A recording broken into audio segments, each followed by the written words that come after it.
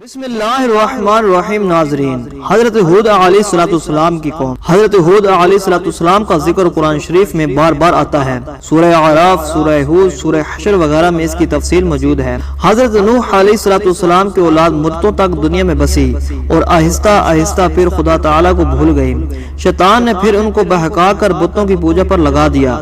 خداوند تعالیٰ جو اپنے بندوں پر بڑا رحم کرنے والا ہے، اس نے پھر حضرت ہود علیہ السلام کو اپنا پیغمبر بنا کر ان لوگوں کے پاس بھیجا، اور انہوں نے اپنی قوم سے جو عاد کہلاتی تھی کہا کہ تم خدا ہی کی عبادت کرو، اس کے سوا کوئی معبود نہیں ہے۔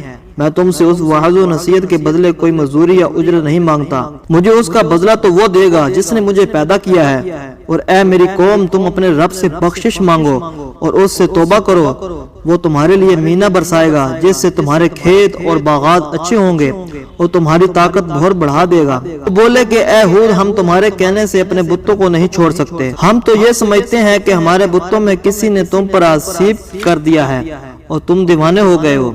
حضرت ہود علیہ السلام نے کہا کہ تم سب مل کر میرے لیے جو تدبیریں کرنے چاہو کر لو اور مجھے مہلت بھی نہ دو۔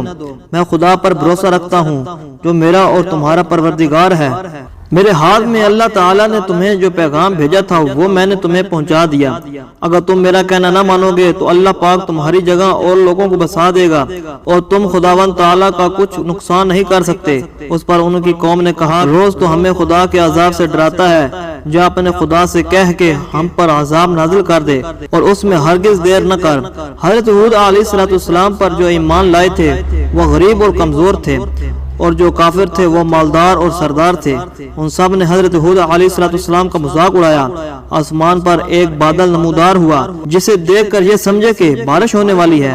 حضرت ہود علیہ السلام کو اللہ تعالیٰ نے بتا دیا تھا کہ یہ عذاب ہے، چنانچہ وہ ایماندار لوگوں کو لے کر بستی سے باہر چلے گئے۔ اس بادل کے بعد آندھی آئی جو 8 دن اور 7 رات تک معطر چلتی رہی، یہاں تک کہ سب کافر مر گئے اور نصیحت و نبود ہو گئے۔ اور اسی طرح ایک بار پھر اللہ تعالیٰ کی زمین کافروں اور مشرکوں سے خالی ہو گئی۔